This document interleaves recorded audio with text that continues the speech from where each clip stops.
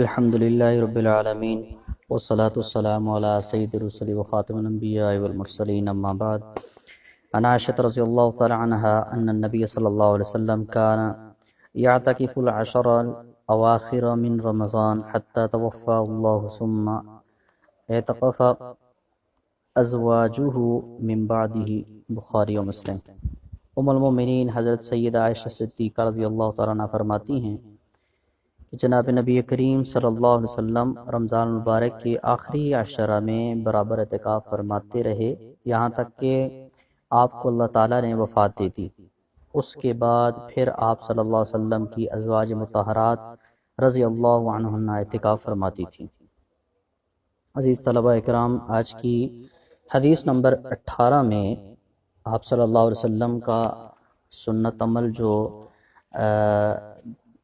پوری زندگی رہا ہے، جب سے رمضان کے روزے فرض ہوئے اور اعتکاف کا حکم ہوا تو آپ صلی اللہ علیہ وسلم نے زندگی کے آخری ایام تک رمضان المبارک کا اعتکاف فرمایا، جیسے کہ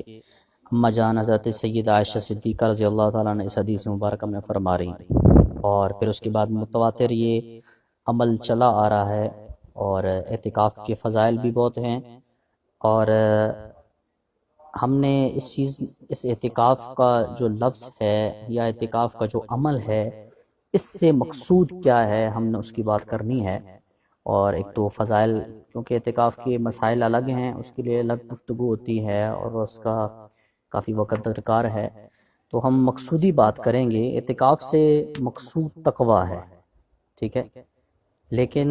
یہاں پر اس کے لیے خلوت اور تنہائی جو اللہ تعالیٰ کے ساتھ رجوع کرنے کا سب سے اہم ذریعہ بنتا ہے. اور ہمارے جیسا کہ اللہ تعالیٰ نے قرآن میں فرمایا ثم اتموا الصیام الی اللیل ولا تباشروہن وانتم عاکفون فی المساجد تلک حدود اللہ فلا تقربوها کذلک یبین اللہ آیاتہ للناس لعلہم یتقون. کہ روزوں کو رات تک اور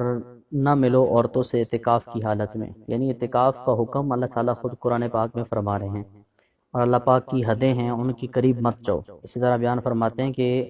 اللہ پاک اپنی آیات لوگوں کے واسطے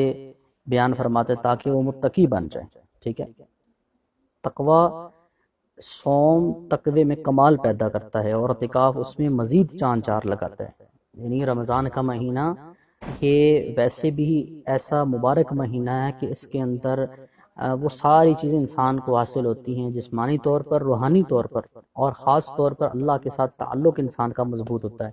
اور پھر اعتکاف بندہ کرے تو اس کے ساتھ مزید اللہ کے ساتھ تعلق مضبوط ہوتا ہے. اور یکسوئی اور خلوت میں اللہ تعالیٰ کا ذکر کرنا، تلاوت کرنا، غور و فکر کرنا، یہ ساری چیزیں اس میں حاصل ہوتی ہیں، جس کی وجہ سے مومن بندہ تقوی کی کمال درجے تک پہنچ جاتا ہے، ٹھیک ہے. تو ایک حدیث مبارکہ میں حضرت ابو سعید خدری اللہ عنہ فرماتے ہیں کہ آپ صلی اللہ علیہ وسلم نے ایک ترکی خیمے کے اندر رمضان کے پہلے عشرے کا اعتکاف فرمایا، پھر سر مبارک باہر نکالا اور فرمایا کہ میں نے پہلے عشرے کا اعتکاف میں شب قدر تلاش کرنے کے لیے کیا تھا. پھر اسی مقصد کے لیے آپ صلی اللہ علیہ وسلم نے دوسرے عشرے کا اعتکاف کیا، اور پھر میرے پاس اللہ تعالیٰ کی طرف سے یہ پیغام آیا کہ شب قدر آخری عشرے میں ہے، لہٰذا جو شخص میرے ساتھ اعتکاف کرنا چاہے وہ آخری عشرے کا اعتکاف کرے، ٹھیک ہے. اسی لیے مجھے پہلے شب قدر دکھائی گئی تھی، پھر اسے بلا دیا گیا، اور اب میں نے یہ دیکھا ہے کہ شب قدر کی صبح کو پانی اور کیچڑ میں سجدہ کر رہا ہوں، لہٰذا اب تم شب قدر کو آخری عشرے کی تاک راتوں میں تلاش کرو. اور حضرت ابو سعید خدری رضی اللہ عنہ فرماتے ہیں کہ اسی شب بارش ہوئی اور مسجد چھپر کی تھی، اسی لیے ٹپکنے لگی نیچے. چنانچہ 21 رمضان کی صبح کو میری آنکھوں نے آپ صلی اللہ علیہ وسلم کو اس حالت میں دیکھا کہ آپ صلی اللہ علیہ وسلم کی پیشانی مبارک پر پانی اور کیچڑ کے نشان ہیں. تو حدیث سے معلوم ہوا کہ رمضان شریف میں اعتکاف کا اصلی فائدہ شب قدر کی فضیلت کا حاصل ہونا ہے. چنانچہ جب تک آپ صلی اللہ علیہ وسلم کو یہ نہیں بتایا گیا تھا کہ شب قدر آخری عشرے میں ہے، اس وقت تک آپ صلی اللہ علیہ وسلم شب قدر کی تلاش میں پہلے اور دوسرے عشرے کا اعتکاف فرماتے رہے. جب آپ کو یہ بتا دیا گیا کہ شب قدر آخری عشرے میں ہے تو آپ صلی اللہ علیہ وسلم نے آخری عشرے کا مزید اعتکاف خود بھی فرمایا اور دوسرے حضرات کو بھی اس کی ترغیب دی. اور خاص طور پر آپ صلی اللہ علیہ وسلم کو یہ بھی بتا دیا گیا کہ شب قدر وہ رات ہوگی جس کی صبح کو آپ صلی اللہ علیہ وسلم پانی اور کیچڑ پر سجدہ کریں گے، یعنی بارش کی وجہ سے زمین بھیگ جائے گی۔ تو چنانچہ یہ واقعہ جو ہے وہ 21 رمضان المبارک کو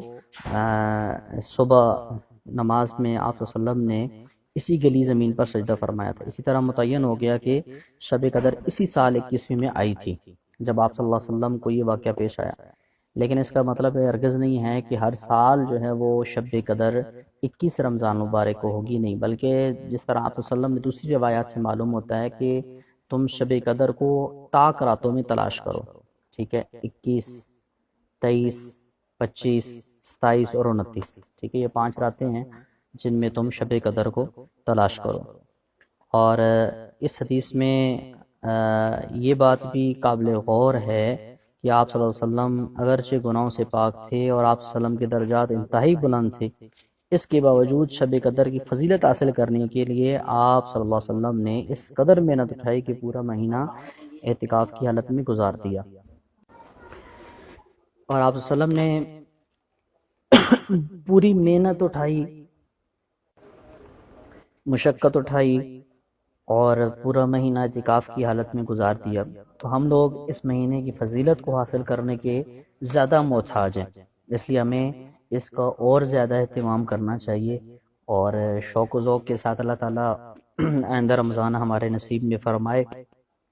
تو اس میں کم از کم 3 دن اور زیادہ جو سنت اعتکاف ہے 10 دن لازمی اعتکاف بیٹھیں۔ زندگی کے 10 دن اگر آپ اللہ کے لیے وقف کر دیں تو اللہ تعالیٰ ہمیں بھی وہ اعتکاف کے فضائل اور وہ اللہ تعالیٰ اپنے ساتھ ہمارے تعلق کو مضبوط فرما دیں گے۔ اللہ تعالیٰ سے دعا ہے کہ اللہ تعالیٰ ہمیں عمل کی توفیق عطا فرمائے۔ وآخر دعوانا الحمدللہ رب العالمین۔